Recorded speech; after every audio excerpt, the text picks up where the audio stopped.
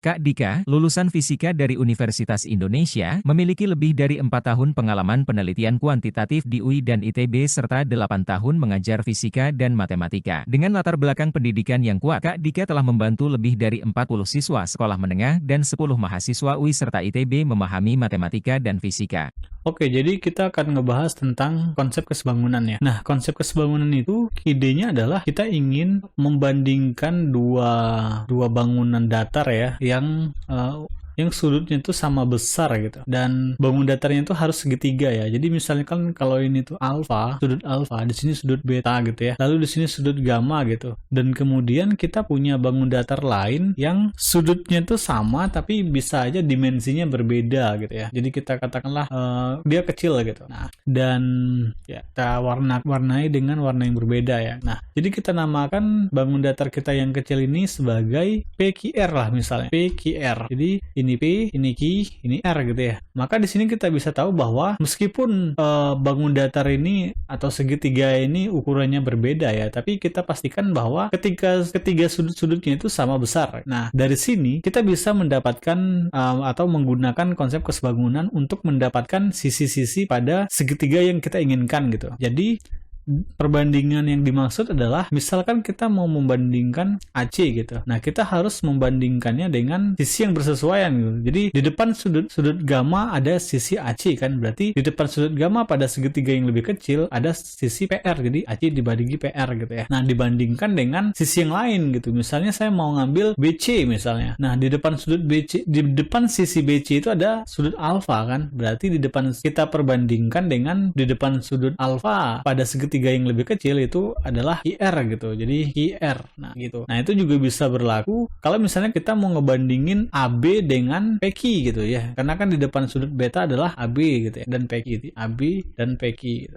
Jadi kita bisa mendapatkan sisi-sisi yang diinginkan pada segitiga dengan membandingkan sisi-sisi yang lain ya di kedua segitiga ini gitu. Nah, kalau di soal-soal penalaran matematika, kita juga dituntut untuk bisa menemukan bangunan-bangunan yang kesebangunan gitu, yang memenuhi kondisi-kondisi kesebangunan, yaitu dua bangunan tersebut memiliki sudut-sudut yang sama besar gitu ya. Nah, ya jadi ini dua bangun datar yang kita punya. Jika digabung, bangun datar tersebut akan berbentuk seperti ini gitu ya. Nah, bentuk yang inilah yang umumnya sering kita temukan di soal ya. Jadi kita juga dituntut untuk bisa menemukan bangunan datar mana yang memenuhi kondisi kesebangunan gitu ya. Jadi kalau misalnya di sini tuh X gitu ya. Nah, biasanya kayak gitu ya. Tentukan X gitu. Nah, kalau ini juga bisa dikasih tahu misalnya ini C gitu ya. Terus panjang AC itu berapa gitu. Panjang AC itu katakanlah B gitu ya. Terus panjang PC itu D gitu. Nah, maka kita bisa mendapatkan X dengan apa? Dengan menggunakan konsep kesebangunan gitu ya. Jadi kalau kita selesaikan ini kita perbandingkan di depan sudut beta itu adalah X ya. Jadi X ya. Nah, berbanding di depan sudut beta juga C kan, ya C gitu. Sama dengan di depan sudut gamma itu di depan sudut gamma itu B dan D kan, tapi karena di atasnya itu adalah X gitu, dimana kita merujuk ke segitiga kecil, maka di atas harus D gitu ya, dibagi ya panjang AC gitu, D gitu ya. Jadi kita dapatkan X itu adalah C dikali D, oh ya ini B ya, okay. C dikali D dibagi B gitu ya. Nah, dapat. Berikutnya kita akan ke contoh soal ya. Jadi kita bisa mendapatkan sisi-sisi yang diinginkan pada segitiga dengan membandingkan sisi-sisi yang lain ya di kedua segitiga ini gitu. Nah, kalau di soal-soal penalaran matematika, kita juga dituntut untuk bisa menemukan bangunan-bangunan yang kesebangunan gitu, yang memenuhi kondisi-kondisi kesebangunan, yaitu dua bangunan tersebut memiliki sudut-sudut yang sama besar gitu ya. Nah, misalnya kayak seperti ini.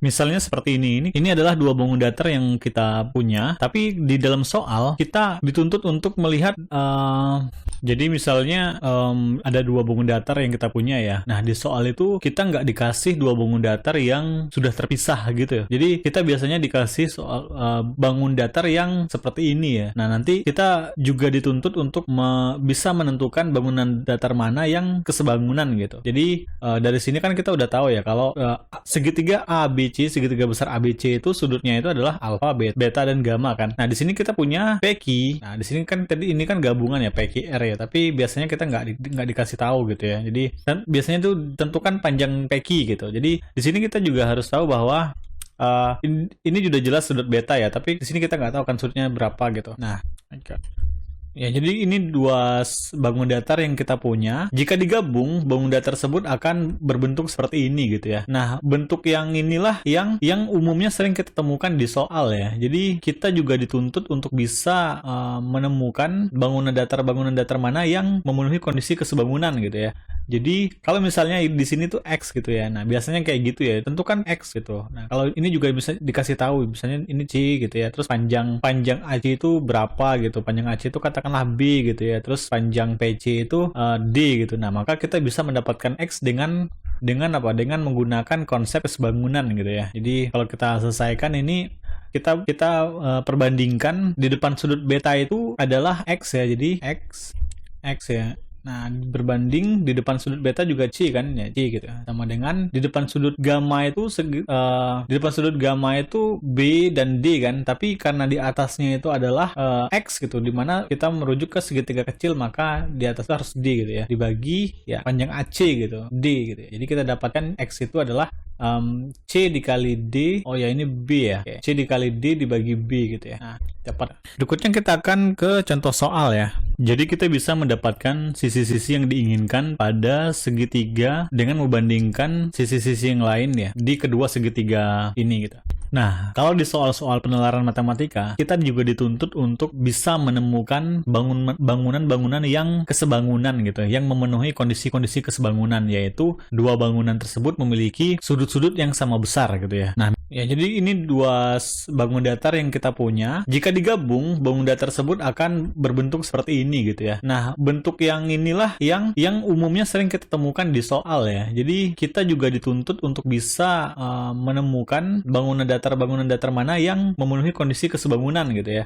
Jadi kalau misalnya di sini tuh X gitu ya. Nah, biasanya kayak gitu ya. Tentukan X gitu. Nah, kalau ini juga bisa dikasih tahu, misalnya ini C gitu ya. Terus panjang AC itu berapa gitu. Panjang AC itu katakanlah B gitu ya. Terus panjang PC itu D gitu. Nah, maka kita bisa mendapatkan X dengan apa? Dengan menggunakan konsep kesebangunan gitu ya. Jadi kalau kita selesaikan ini kita perbandingkan di depan sudut beta itu adalah X ya. Jadi X ya. Nah, berbanding di depan sudut beta juga C kan, ya C gitu. Sama dengan di depan sudut gamma itu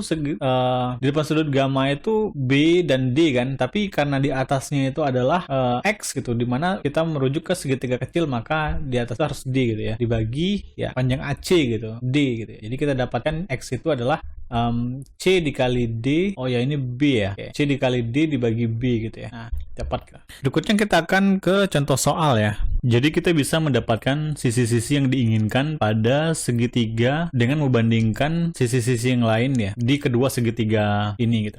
Nah, kalau di soal-soal penalaran matematika, kita juga dituntut untuk bisa menemukan bangunan-bangunan yang kesebangunan gitu, yang memenuhi kondisi-kondisi kesebangunan, yaitu dua bangunan tersebut memiliki sudut-sudut yang sama besar gitu ya. Nah, misalnya kayak seperti ini.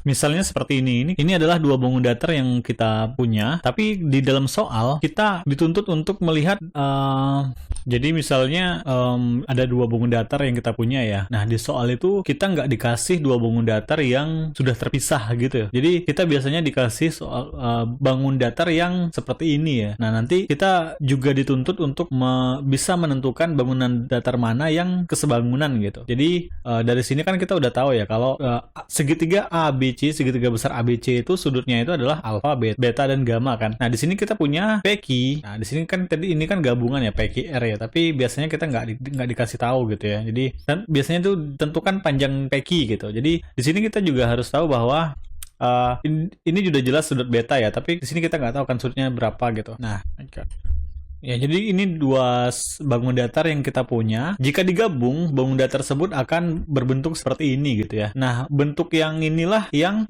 umumnya sering kita temukan di soal ya. Jadi kita juga dituntut untuk bisa menemukan bangunan datar mana yang memenuhi kondisi kesebangunan gitu ya. Jadi kalau misalnya di sini tuh X gitu ya. Nah, biasanya kayak gitu ya. Tentukan X gitu. Nah, kalau ini juga bisa dikasih tahu, misalnya ini C gitu ya. Terus panjang AC itu berapa gitu. Panjang AC itu katakanlah B gitu ya. Terus panjang PC itu D gitu. Nah, maka kita bisa mendapatkan X dengan apa? Dengan menggunakan konsep kesebangunan gitu ya. Jadi kalau kita selesaikan ini kita perbandingkan di depan sudut beta itu adalah X ya. Jadi X ya. Nah, berbanding di depan sudut beta juga C kan, ya C gitu. Sama dengan di depan sudut gamma itu di depan sudut gamma itu B dan D kan, tapi karena di atasnya itu adalah X gitu, dimana kita merujuk ke segitiga kecil, maka di atasnya harus D gitu ya, dibagi ya panjang AC gitu, D gitu ya. Jadi kita dapatkan X itu adalah C dikali D, oh ya ini B ya, C dikali D dibagi B gitu ya. Nah, dapat. Berikutnya kita akan ke contoh soal ya. Contoh soal, Slamet mendapat tugas untuk mengukur lebar sungai yang berada di dekat tempat tinggalnya, sementara dia tidak bisa mengukur dengan cara menyeberang, sehingga dia memutuskan untuk mengukurnya dengan memanfaatkan dua pohon yang ada di seberang. Dan denah penggambarannya sebagai berikut nih. Nah, lebar sungai yang diukur adalah, jadi di sini kita punya itu bangun datar ya, yang ini gitu. Kan kalau kita ambil bangun datar ini, maka bentuknya akan seperti ini, dimana yang biru ini adalah sungai yang ingin kita ukur. Jadi dari kalau misalnya pohon 1 itu kita kan A gitu ya, terus pohon 2 itu kita namakan B, lalu tepi sungai ini dari B ke tepi sungai yang lain itu kita namakan O. Di sini Slamet kita namakan S, dan di sini pohon dia kita namakan C. Di sini kita punya 3 segitiga ya. Jadi kalau kita perhatikan ini kan panjangnya 8 ya. Ini panjangnya 8, dari ke B 8 meter, dari O ke Slamet itu 3 meter, dari Slamet ke pohon 3 atau C itu 2,5 meter. Jadi di sini asumsinya adalah sungai itu merupakan garis lurus yang sejajar ya. Jadi ketika ada garis yang memotongnya, maka sudut ini pasti sama dengan sini gitu. Karena SC itu juga jajar dengan garis sungai. Sudut ini sama dengan sini. Berarti kalau kita namakan ini alfa, ini juga alfa ya. Lalu kemudian sudut ini juga pasti sama dengan sudut ini ya. Nah, garis lurus yang berpotongan itu akan membentuk sudut-sudut yang berhadapan sama besar. Jadi ini kalau ini beta misalnya, ini juga pasti beta. Sekarang dari OS itu 3 meter ya. Ini kita keluar aja di sini sudutnya gitu. Ini kalau kita lihat bahwa ini pasti siku ya, karena dia tegak lurus dengan garis yang ini ya. Terus ini juga pasti tegak lurus. Maka dua bangunan ini ya, dua segitiga ini sudah memenuhi kondisi kesebangunan ya. Jadi segitiga A, B, O itu sebangun ya. Sebangun dengan segitiga CSO. Jadi 3ABO bangun karena sudut-sudutnya itu sama besar gitu. Sekarang kita ingin mencari panjang OB kan, karena itu adalah lebar sungai gitu. Nah, itu yang ingin kita hitung. Sekarang kita bisa menggunakan perbandingan konsep kesebangunan gitu. Nah, misalkan kita kan ingin mencari AB ya, berarti kita harus memperhatikan sudut di depan AB nih, yaitu alfa kan. Nah, kalau begitu kita juga harus mencari sudut alfa di sini gitu ya, di segitiga yang kecil gitu. Jadi di depan sudut alfa adalah panjangnya S kan, yaitu 3 meter. Jadi kita gunakan konsep bangunan. Jadi OB berbanding OS itu sama dengan, nah sama dengannya ini kita harus mencari sisi-sisi yang di depan sudutnya itu punya nilai gitu ya. Misalnya kan ini beta di depannya punya nilai kan. Di sini juga beta gitu punya nilai gitu. Jadi kita gunakan sisi yang di depan beta gitu. Jadi karena OB itu adalah segitiga besar dan kita jadikan sebagai penyebutnya gitu ya. Di 8 dibagi 2,5 gitu. Kita dapatkan OB sama dengan ini OS ya. Jadi kita sengaja ya per 3 ya. 8 dikali 3 dibagi 2,5 dengan 9,6 meter gitu. Jadi jawabannya 9,6 meter. Pemodelan masalah. Dalam konteks penelitian matematika, pemodelan masalah itu sudah pasti kita akan melakukan pemodelan matematika gitu ya. Pemodelan matematika. Nah, hampir semua cabang ilmu pengetahuan melakukan apa yang disebut sebagai pemodelan matematik. Jadi kita definisi pemodelan matematika apa sih? Definisinya adalah merumuskan ya, atau merumuskan suatu problem yang ingin diselesaikan gitu. Yang ingin diselesaikan dengan ekspresi matematis ya. Diselesaikan dengan ekspresi matematis.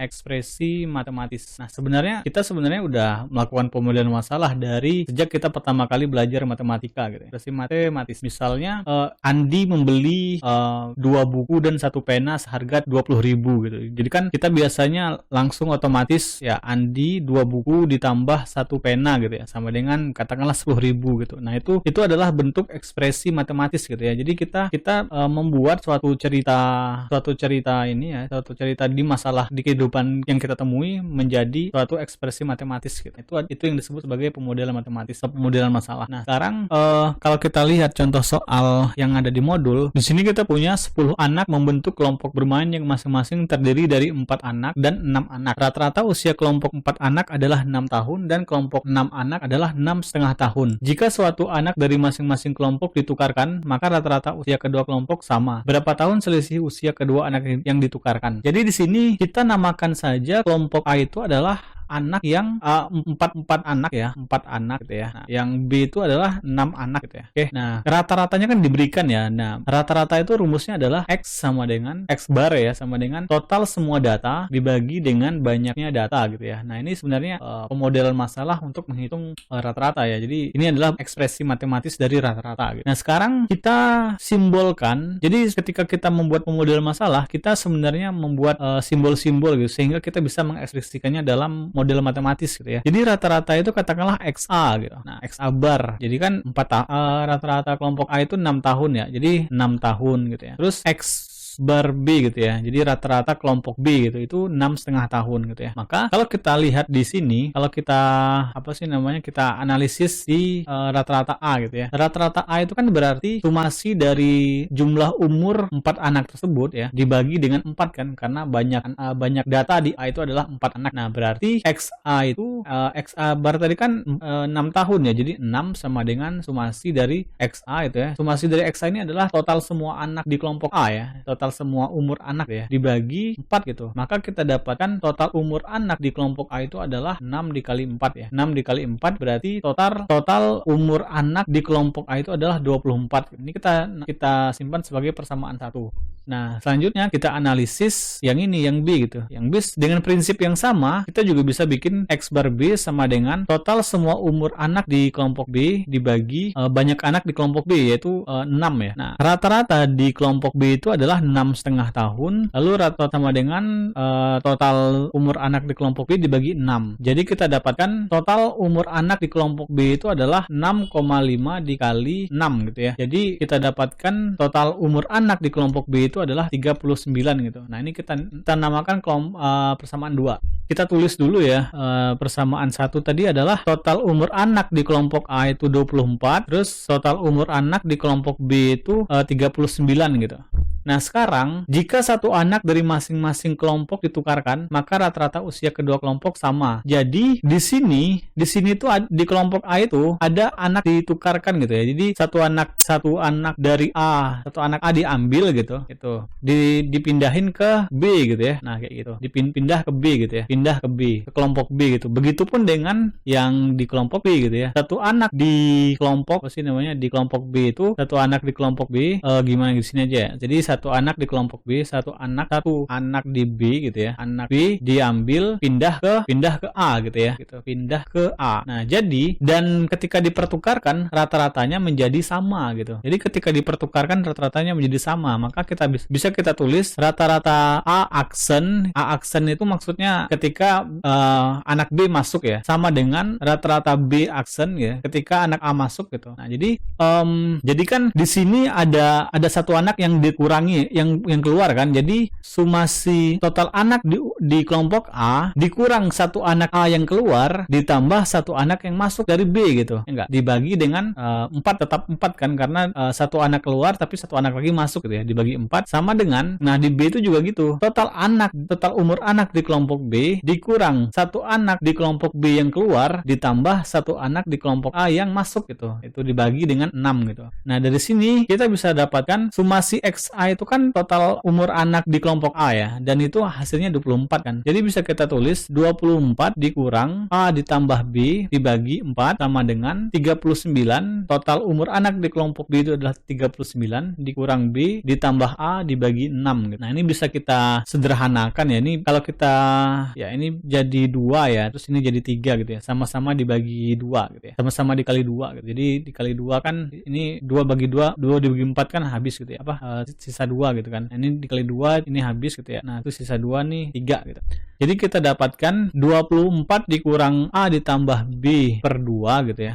Kalian boleh sih enggak tetap 4/6 gitu. Ini saya menggunakan angka yang lebih kecil supaya perhitungannya lebih enak ya. 39 dikurang B ditambah A dibagi 3. Jadi ini bisa kita tulis 24 dibagi 2 itu 12 ya, dikurang 1/2. Nah, ini kita dengan teknik aljabar gitu ya. Kita sederhanakan. Jadi kan min A tambah B per 2 itu sebenarnya bisa kita tulis min 1/2 A dikurang B gitu ya. Karena min 1/2 dikali A itu min A per 2, min 1/2 dikali min B itu plus B per 2 gitu ya. Sama dengan 39 dibagi 3 itu 13 dikurang 1/3 B dikurang A. Jadi kita pertukarkan ya, yang variabel ke kiri, yang angka ke kanan gitu ya. Jadi min 1/2 A kurang B itu ditambah, kalau min kepindah ke kiri kan jadi plus ya. Jadi 1/3 B dikurang A sama dengan 13 dikurang 12 ya. Jadi min 1/2 A ditambah 1/2 B ya, ditambah 1/3 B dikurang 1/3 A ya, sama dengan 13 kurang 12 1 ya. Nah, ini kan dalam bentuk pecahan semua ya. Jadi kita lihat, kita kalikan dengan 6 ya, supaya bentuknya tuh jadi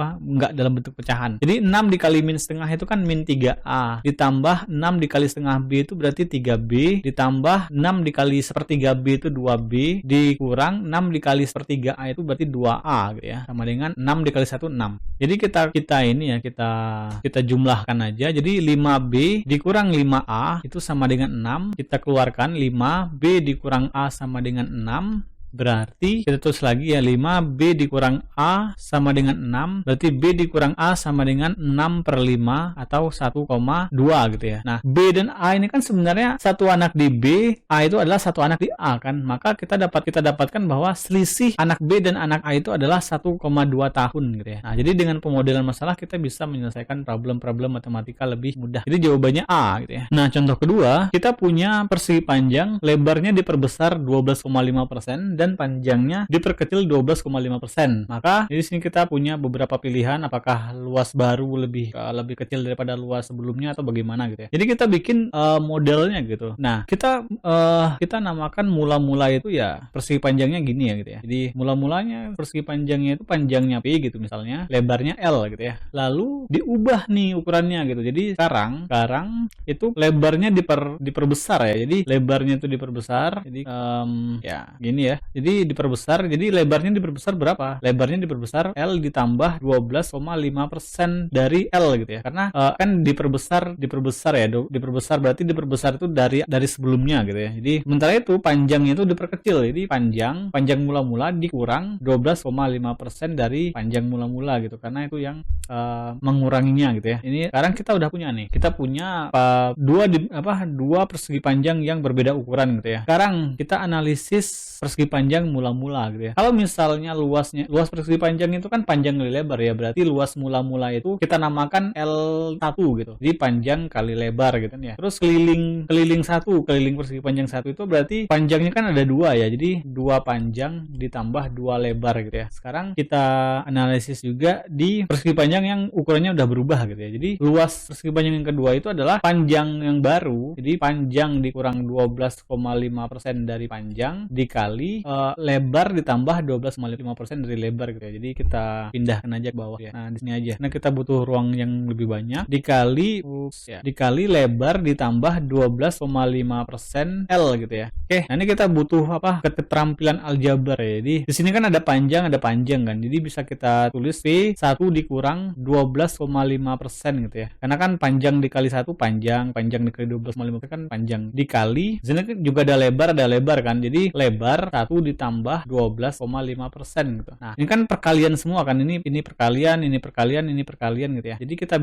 pindah-pindahkan gitu ya. Jadi panjang kali lebar 1 dikurang 12,5% dikali 1 ditambah 12,5% gitu. Nah, ini kita dapatkan, kita perhatikan bentuk ini ya, yang ini ya. Ini kan cukup familiar ya di problem aljabar gitu. Jadi A min B dikali A plus B itu pasti menghasilkan A kuadrat dikurang B kuadrat. Enggak. A-nya itu 1, B-nya itu 12,5% gitu. Jadi bisa kita tulis kemudian sama dengan, kita tulis ke bawah ya, panjang kali lebar dikali dalam kurung 1 kali 1 gitu ya. Nah, hasilkan A kuadrat dikurang B kuadrat, berarti 1 kuadrat dikurang B-nya itu adalah 12,5% ya. Jadi 12,5% kuadrat gitu. Nah, jadi kita dapatkan luas 2 itu adalah panjang kali lebar dikali 1 dikurang 12,5 per 100 ya. Karena persen itu per 100 200 ya dikuadratkan gitu ya. Nah, jadi di sini panjang kali lebar itu kan sebenarnya luas persegi panjang 1 kan ya enggak. Jadi kita dapatkan L2 sama dengan L1 dikali 1 dikurang 12,5 kuadrat per 10.000 gitu ya. Per 10.000 gitu. Nah, sebenarnya dari sini kita udah dapatkan bahwa L2 itu pasti lebih kecil daripada L1 gitu. L2 itu pasti lebih kecil daripada L1. Kenapa? Karena kalau kita perhatikan yang ini tuh pasti nilainya 0, sekian gitu ya. 0,xxx. Nah, kalau kita ingat bahwa suatu bilangan bulat kalau dikalikan dengan 0, sekian pasti bakal menghasilkan 0, lebih kecil daripada nilai sebenarnya kan. Misalnya gini, 2 dikali 0,5 ya pasti 1 gitu. Jadi kan 2 itu angka awalnya gitu. Ketika dikalikan dengan 0, sesuatu pasti hasilnya lebih kecil dari dia sendiri gitu ya. Jadi 1. Jadi berarti kalau gitu L1 itu pasti lebih besar daripada L2 karena L2 itu adalah L1 dikali suatu bilangan yang 0, gitu ya. Jadi kesimpulannya L2 pasti lebih kecil daripada L1 gitu. Tanpa kita harus menghitung angka-angka yang ada di dalam ini gitu ya. Nah, selanjutnya kalau kita perhatikan kelilingnya. Keliling itu kan berarti 2 panjang ditambah 2 lebar ya. Jadi keliling aksen kita itu adalah 2 panjang aksen ditambah 2 lebar aksen ya. Jadi 2 dikali panjang dikurang 12,5% dari panjang ditambah 2 dikali lebar ditambah 12,5% dari lebar gitu. Nah, dengan prinsip yang sama kita juga keluarkan gitu ya. Jadi 2 panjang 1 dikurang 12,5% ditambah 2 lebar 1 ditambah 12,5% gitu. Jadi di sini kita dapatkan 2 panjang kalau kita kalikan satu-satu ke dalam ya. Jadi 2 panjang ditambah 2 lebar ya. Terus dikurang 25% dari panjang ya enggak. Terus ditambah 25% dari lebar gitu. Nah, jadi 2 panjang tambah 2 lebar itu kan sama dengan keliling awal kan ya. Keliling mula-mula persegi kita kan. Jadi 2 panjang tambah 2 lebar gitu ya. Jadi keliling 1 kan gitu. Jadi ini harusnya K2 aja ya. Jadi ini K2 ya. Berarti ini tuh kan berarti K2 sama dengan 2 panjang tambah 2 lebar itu kan 2K1 ya. Karena kan 2 panjang tambah 2 lebar itu K1 ya. Sorry. K1 dikurang 25%. Nah, panjang ditambah lebar gitu.